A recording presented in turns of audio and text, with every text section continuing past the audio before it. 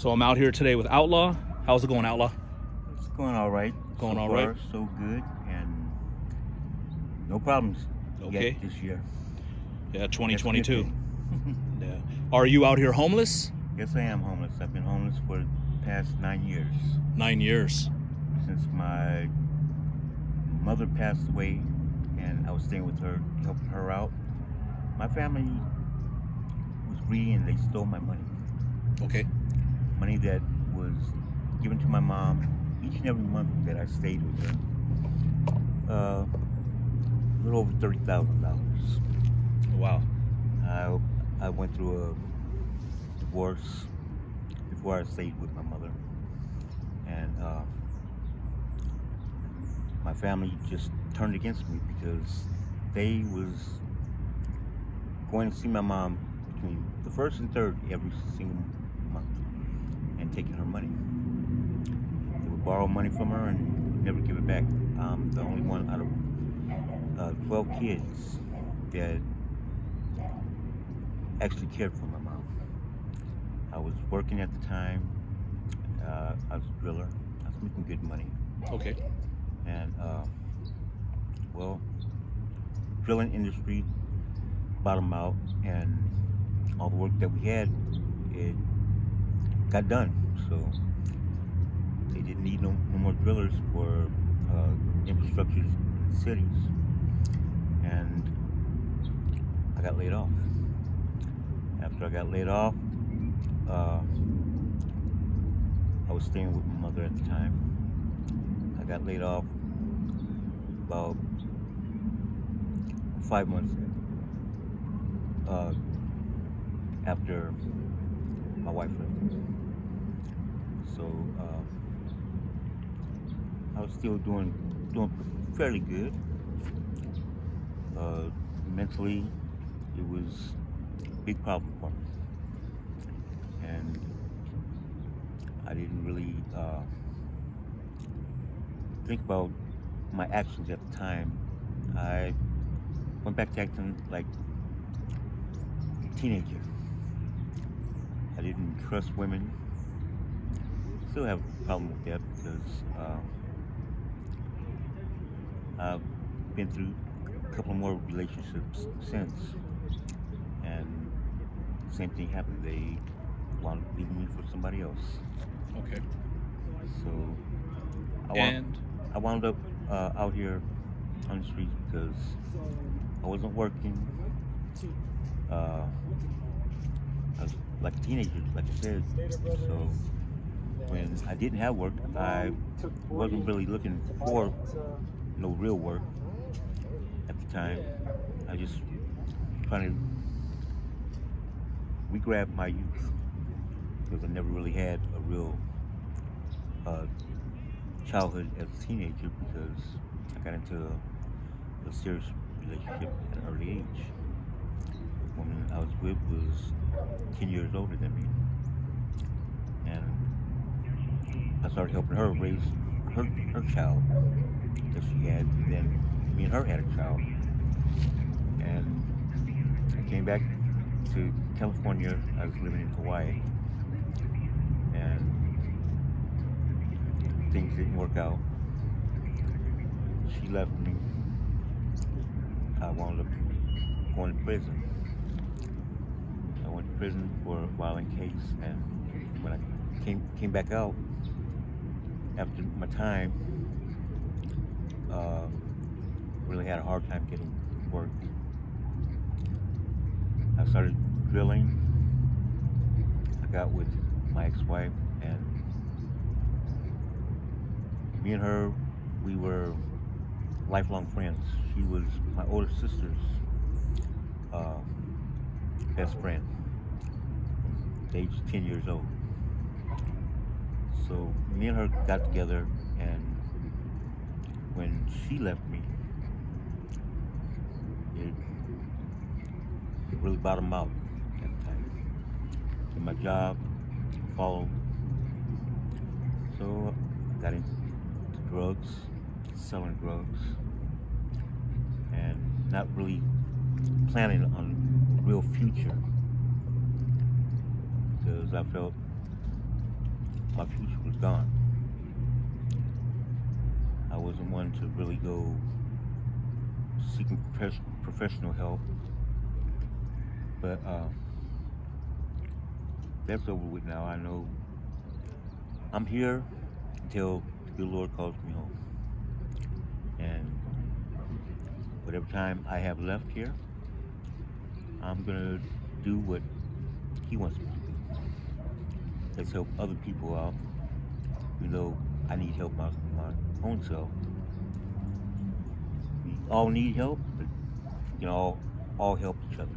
Exactly. Whether we're in need, because there's always somebody who's worse off than you are. Me, I've been out here for 9 years. I don't like being out here, but I can't say that it's the worst thing for me. Yeah. It helped me to mature a lot. Got a lot of more wisdom, and I'm using that wisdom. Are you originally from San Bernardino, Outlaw? I've been in San Bernardino since the age of 1. Okay. I was actually born in LA. My family moved out here to San Bernardino when I was 1 year old. I turned 2 years old, and from that time on, San Bernardino is my home. Okay, so it's been home ever since 1. Yes, I am. Okay. Any kids, Outlaw? Yes, I have. I have quite a few kids. Okay. And my kids, I agree, are all throughout California, and they're doing good. Y'all got a profession. only got one.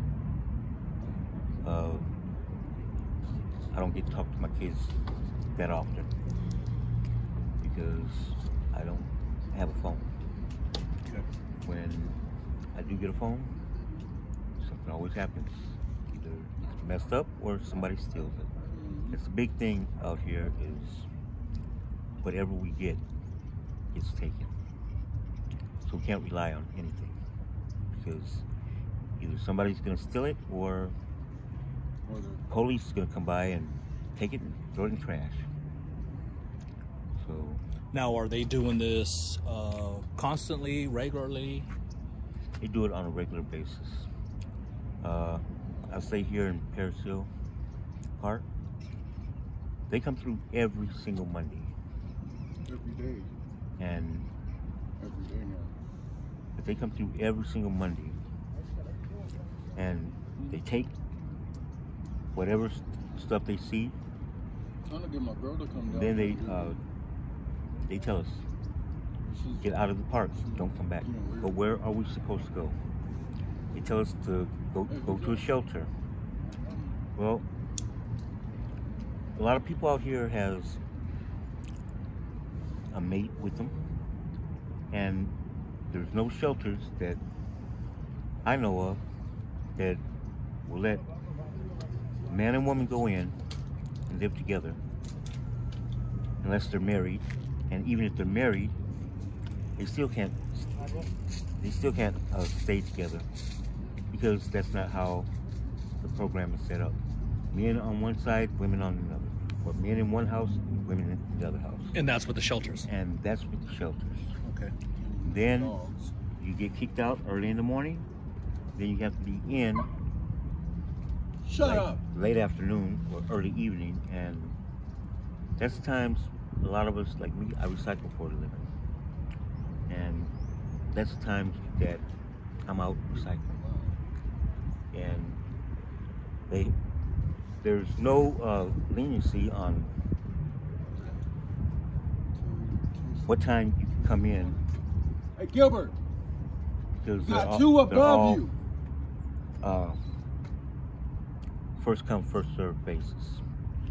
So they do actually have people that will save a spot for certain individuals that they got to liking. Shut up, sugar. The majority of the shelters I know Shut up, mama. of, they're actually trained not to have any personal feelings towards the people coming in. They look down on us like we're all a piece of crap, and we are not. We're people just like everybody else. Yeah, exactly. You wouldn't believe on how many professionals are out here homeless. They went through a bad period, and Shut up, sugar. just about everybody is one paycheck away from being homeless. And that's so true. And nobody really realizes that until they become homeless. You know, before I became homeless, I used to help out the homeless quite a bit. I wouldn't help everybody, but when I seen somebody that looked like they really did need help, I would help them out. You know, me and my ex-wife, we actually had problems because I would help homeless out. One incident that really sticks to my mind is me and my ex-wife, we was driving to Anaheim, and I saw a middle-aged woman out there holding a sign. Please help. My children are hungry. And yes, she had 3 little hungry kids out there. I just pulled out of Carl's Jr. and I pulled right up to him. Told my wife, give food to the lady for the kids. My wife started yelling at me like I was crazy. I just got my income tax, and she had just got her income tax. We had money to spare. Money we didn't know. Well, we had no plans for it because we still had to work. Okay. And me and her, we got into a really bad argument because I gave our food and we still had money to go get food again, which we did. And because she wanted to be so damn selfish, and I felt for them kids. After we got our food, I drove back and I gave the woman $500 cash. I gave her my cell phone. Told her to call a cab, take her kids to the motel. Told her I'd pay for the motel as long as she needed. Well, turns out the lady was an RN. She was a professional. She went through a very bad experience. Her and her kids. Seeing her husband get hit by another vehicle. Decapitated. Imagine what that did to the children. And she's a single mother now. And has to be strong for them. You know, she couldn't really focus on her job. She got terminated. How was she supposed to support her kids? Welfare takes so long to actually get on welfare. And the welfare system is set up to kind of like the Social Security system. Whoever comes they're going to deny it. They're going to have to appeal it. People without the knowledge of how to appeal something. Bills have been denied, so that's it. What next?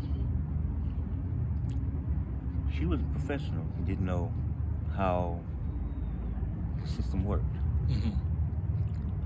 Well, I was a stranger to her. I helped the only way I could, financially. I had money at the time. And from time to time, I think people that come, they see me pushing a shopping cart full of recyclables, sometimes tired, worn out. Just the other day, I was on my way to recycling, and this young man, maybe mid-20s, driving by, he stopped traffic and everything. Hollered, come here, I got something for you, OG. I said, hang on, traffic. He said, screw the traffic. And he pulled into the oncoming traffic lane. Handed me a $20 bill. Said something very encouraging. He said, OG, don't give up. I told him, I said, you know what? Thank you. God bless you. You know I'll never give up because my parents never raised with her. Yeah, exactly. Outlaw, the homeless community, how are you guys sticking together? Well, for the most part, I have to say it's a lot like in prison. You got every race is pretty much sticks to their own race, but so a lot of politics involved. Yeah, but it doesn't have to be. Exactly. They do that because a lot of people done been to jail or been to prison, and there's a lot of politics in there. When I went to prison, I've been to prison one time. I did 8.5 years. I didn't know what to expect except for what I've seen on TV. I knew about juvenile hall. I knew about the county jail. But just pretty much going in for a week or so over something stupid I did. So I expected prison to be like what I've seen on TV. And I was determined not to fall into politics. It's hard to stand on your own 2 feet and ride by yourself. And I never really followed the politics. That's one of the reasons why I'm called Outlaw. Because I went by what I felt in my heart, what I felt was right. You know, my father always told me, if you believe in something, believe in it with all your heart. Don't let nobody change what you believe. Yeah, exactly. Outlaw, are you willing to do a part 2? My battery is about to die. Yes, I will be willing to do a part 2. Okay. All right. To the viewers, we're going to do a part 2. You have a good one.